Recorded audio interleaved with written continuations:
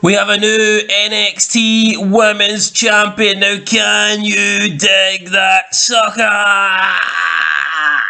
Welcome back, guys, to Fog Wrestling. Roxanne Perez. She might not even be 5 foot, but she's got the approval. In the five-time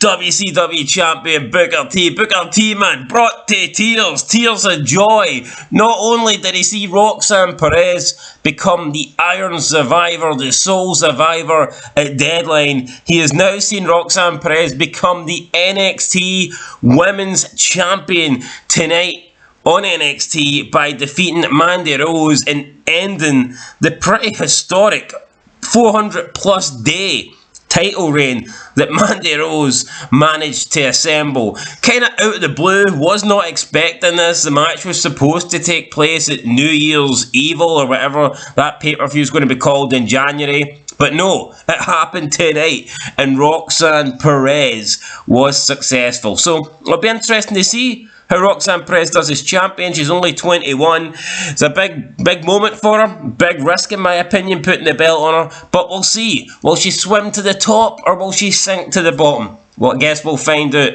over the next coming weeks and months. But we kicked off this post-deadline edition of WWE NXT with, of course, Roxanne Perez. She came out with a mic. She went to speak. She tried to, address the people in the crowd. But before she could really say anything, we have Grayson Waller arriving in a Hummer. He gets out the car. He tells some guy to go and park his car. He's like, "This is the car for champions." And obviously he's referring to the fact he won the Deadline match. He says everyone is here to see him. Waller walks into the arena and he says that a real superstar is here. He brags about making history at NXT Deadline. Perez keeps trying to interrupt him, but Waller's like just no selling it. And Waller's great. This guy will be a champion on the main roster within a couple of years, 100%. Then Roxanne Perez tells him to shut up. Waller acts like he can't even see her in the ring, I guess, because she's small and he's up in the balcony and she's in the ring and she's about 4 foot fucking 10 or something like that. Waller's like pretending he can't see her. Perez says that Waller wasn't the only Iron Survivor Challenge winner because she also won it and did it before him. And she did it by entering the #1 spot. But Waller then makes fun of Perez, calling her Booker T's favourite wrestler. And he said it's adorable that she's grown up so fast. But he says that she went first because she had to get home for bedtime. And Grayson, I love it. Grayson Waller's great, man. I think he's one of the best things going on NXT. And that was kind of true. Waller's talking some more trash. Waller says there's no way Perez will beat Mandy Rose for the NXT Women's Championship. Then the music interrupts and out comes Braun Breaker. Boring fucking Braun Breaker. Breaker says that Waller's wrong. He says Perez is going to be the new NXT champion. He says Perez is the Iron Woman of NXT. Breaker, puts over the women in the company. Just boring stuff here, really, really boring. The guy hasn't been interested in a good while, in my opinion. Waller says he doesn't care about making memories, he's here to make moments. And Braun Breaker's like, well, why don't we mean you have a moment right now? He hops the barricade, chases after Waller. Waller runs away, and then Mandy Rose comes out, attacks Roxanne Perez with the title. And then Mandy Rose is kind of like celebrating with the belt after taking out Mandy Rose, after taking out Roxanne Perez. And then we see Grayson Waller continuing to run to the back, and then we have like JD McDonough talking backstage with a trainer. He's learned that he's injured. Then the brothers come in, the Brute brothers, the retarded brothers. One of the big retard challenges, what's his name, JD McDonough into a match tonight. So he says, you took out my brother, so you tried to hurt my brother, so tonight I'm going to hurt you. This Brutus guy hurts me every time I see him on TV, man. He fucking sucks. Then we cut back to the ring. Perez is pulling herself up. She says she ain't going to wait till New Year's Evil. She wants her title shot tonight. Mandy Rose is like, you want it? You got it. I want it, Mandy Rose, tonight. Why didn't she accept fucking me? Please, Mandy. I'm desperate here. Accept me. And then we cut to the back again and we see NXT North American Champion Wes Lee backstage battling Stacks as Tony D watches on. Then they end up brawling to the ringside. And the match begins. It's Wesley versus Chan and Stacks. And, I mean, this beginning to NXT, this was fast-paced, lots of stuff happening, cutting backstage, cutting to the ring, people interrupting people attacking people. A lot was happening, man. This was a great intro for NXT. Like, the first 15 minutes was great. I can't lie and say it wasn't. It's just how fast-paced it was and all this different stuff happening. Forget about these boring 15-minute fucking... Yeah, nobody wants to see a boring 15-minute promo or a boring 15-minute match. This was perfect. I mean, this was really, really good. Just the way... so much happened here in the first 15 minutes, honestly. So much happened in the first 15 minutes and it was great. Then we get the match. Wesley beats Stacks. Tony D doesn't look too happy at ringside. And then we get the big guy coming out. What's his name? D-Jack. D-Jack comes out, stares at Wesley. Tony D gets in the ring, beats up Wesley, and then Tony D says that he done D-Jack a favour, and he just stares down D-Jack as he's walking to the back. This D-Jack guy looks like a star, man. He looks like the Punisher or something. He looks like a fucking badass. So, yeah, fair play to this guy. I'm hoping he does good things. Cut backstage to Andrew Chase University. Thea Hall's there. Duke Hudson's there. Thea Hall's freaking out, thinking Duke's going to make a transfer, but Duke said he's not going to transfer. Andrew Chase apologises. Duke says he's hard of hearing, and then Andrew Chase apologises again. It wasn't the greatest Chase U University segment, but it was alright. We then get Gigi Dolan and JC Jane versus Ivy Nile and Tatum Paxley. Basically, Caden Carter and Caden Chance were at ringside. They ended up getting involved early in the match and it became a no contest, so the fans were chanting let them fight. I don't care, really. I'd probably get a triple threat match for these titles. I really don't like the team of Chance and Carter, to be honest. I don't really like any of these teams. I mean, Toxic Attraction's okay, but I see them moving to the main roster with Mandy Rose, so I don't think they'll be winning their belts back anytime soon. Then we get Fallon Henley, Josh Briggs and Brooke Jensen backstage. Brooks is apparently wearing a shirt that doesn't fit him. I don't know, the guy can't afford to buy shirts. He can't afford to buy new clothes or something like this. And then Fallon Henley's farm or something, her dad says it's going to be a tough year. Apparently the family bar is out of business, or he hasn't got money. Financial problems here on NXT. I didn't really understand it, but it was different, you know. It's different. It's good to see some chick being down because her dad's skint rather than just boring wrestling matches all the time. So I don't even know what happened, man, but it was entertaining. Fallon Henley needs money, I guess. Then we see Von Wagner and Mr. Stone walking backstage. Then we cut to Odyssey Jones and the two guys that's with him walking backstage. They get into the ring, they have a match, and it is a win for Odyssey Jones. Surprised to see Odyssey Jones get the win here on Von Wagner. It's mad. About 2 months ago, Von Wagner was competing for the NXT title. Then he was in a multi-man match as well, and it looked like he'd maybe get another shot. I really thought he was going to be in the Deadline Iron Survivor match, but he wasn't, and now all of a sudden he's losing to Odyssey Jones. So it looks like Von Wagner's stock in the company has dropped big time. We see Carmelo Hayes and Trick Williams backstage. Carmelo Hayes is looking at a picture Trick Williams has got on Twitter of him being shocked at a move Axiom done in the Iron Man match. He's telling him to delete that picture. He's like, send the picture to me. Then he's like, no, delete the picture. I'm going to delete Axiom tonight. And Carmelo Hayes then walks off, and Trick Williams is like, I can't delete the picture. It's on Twitter. I didn't really get it, man. It's just a fucking picture. Yeah, it looks like Carmelo Hayes was in awe of the move that Axiom was doing, and he had some appreciation for the move that Axiom done, but it's not a big deal. I didn't really get that.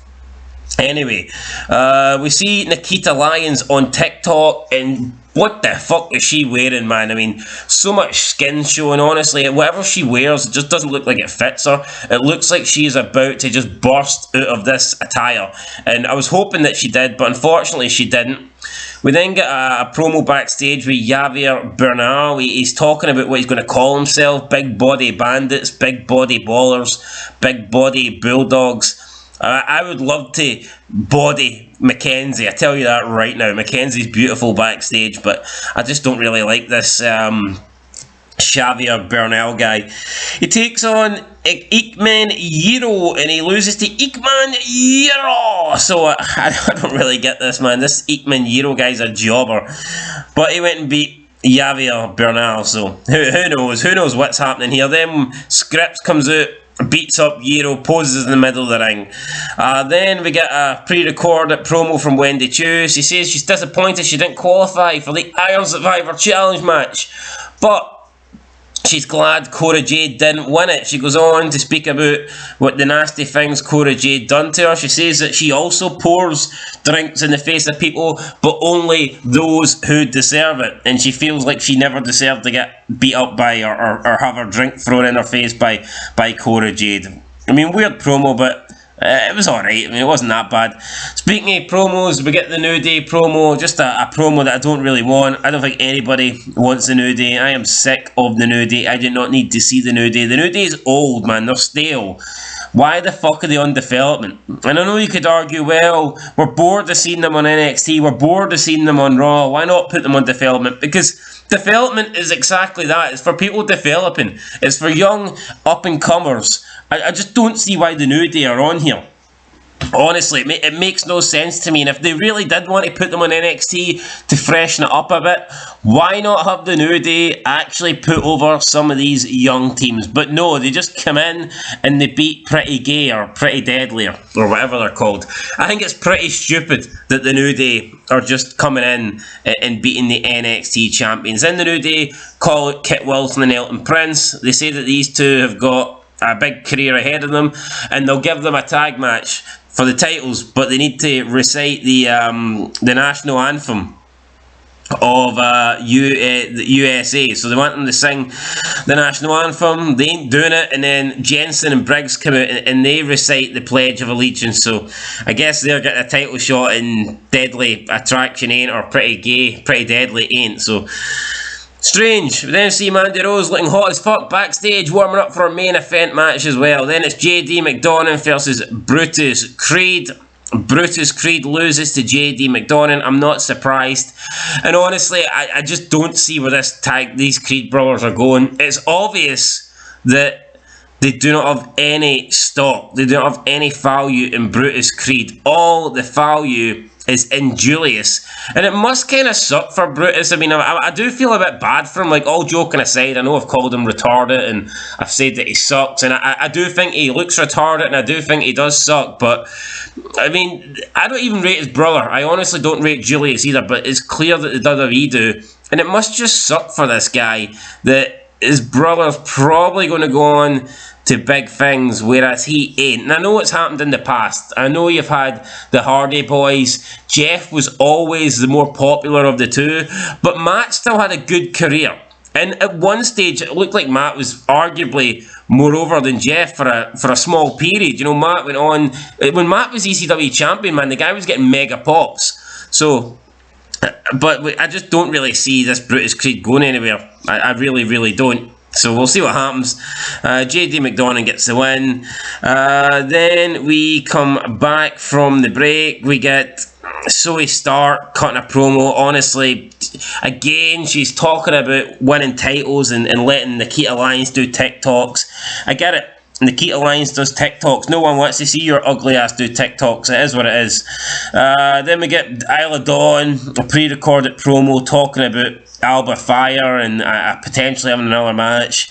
Who cares? Then we get Amari Miller versus Lyra Valkyrie in her debut match again. Who cares? Lyra Valkyrie wins, or Lyra, whatever she's called. Mackenzie Mitchell is backstage with Axiom. Apparently Axiom's smelling here, but he's wearing a mask, so how the hell are we supposed to see it?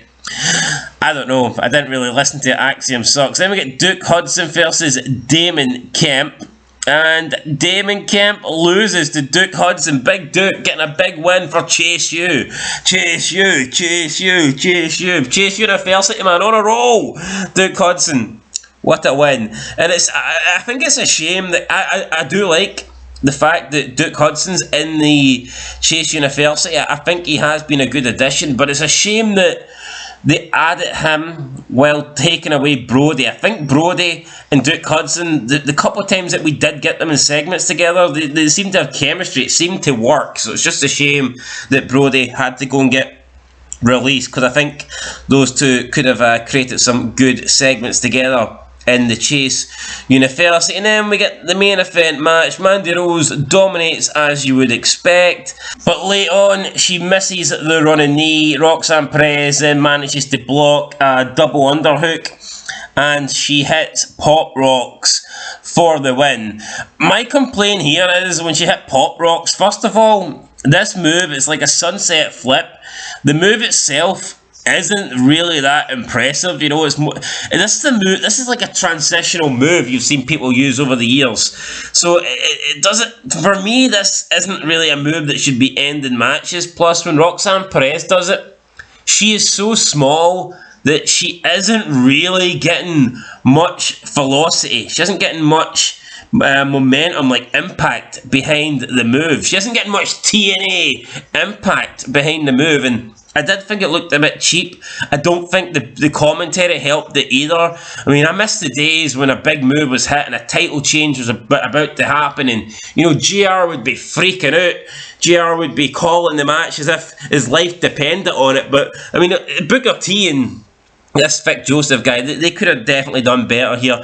I don't like the move. I think Roxanne Perez should change her move. She's small. Why not give her a more agile, like, what about a high-flying maneuver? Like something you'd expect to see Rey Mysterio do. Why not have something like that?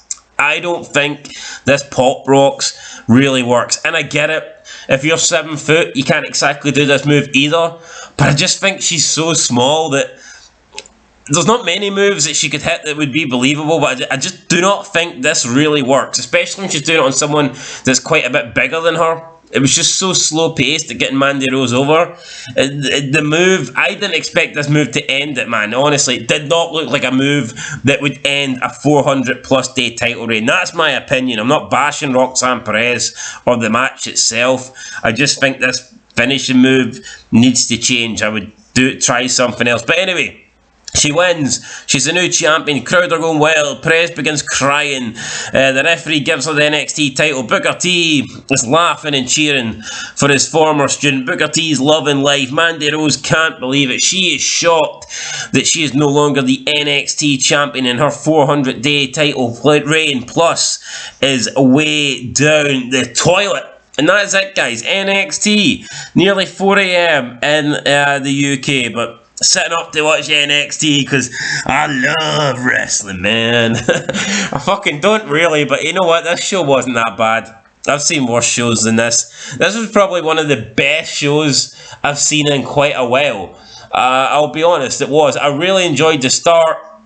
Oh, a big title change at the end, and overall it was enjoyable. You know what, I'm actually going to go ahead, I'm going to give this episode of NXT, keep in mind there was a couple of jobber matches, actually there was quite a few jobber matches, I'm going to give it, what am I going to give it, I'm going to tell you what, there was a fucking lot of jobber matches actually, fuck. I wanted to give it like a 6, but I just remembered that, holy shit, there were so many throwaway matches on this show. I'm going to give it a 4 out of 10. I feel like that's good though. I really enjoyed the start and the big main event, but yeah, I mean, some of the matches in between just didn't need to happen. I know it's NXT, you can get away with 1 or 2, like for kind of throwaway matches, but damn it, man, a lot of these matches tonight were throwaway. And I get it, maybe they wanted to save it for the main event, so the main event felt big, but Jesus Christ, man, look at some of these matches, just really, Von Wagner versus Odyssey Jones, I mean, who cares, seriously. Ikman Jiro versus Xavier Bernal, again, who cares. JD McDonough versus retarded Creed Brother, who cares. Amari Miller versus Lila Valkyrie. Don't even know who it is. Who cares? You know, just a lot of... even Duke Hudson taking on Damon Kemp. You know, it's just... The matches seemed very weak tonight. But I'm giving it a 4 out of 10, guys. Let me know what you think. Roxanne Perez is the new champion.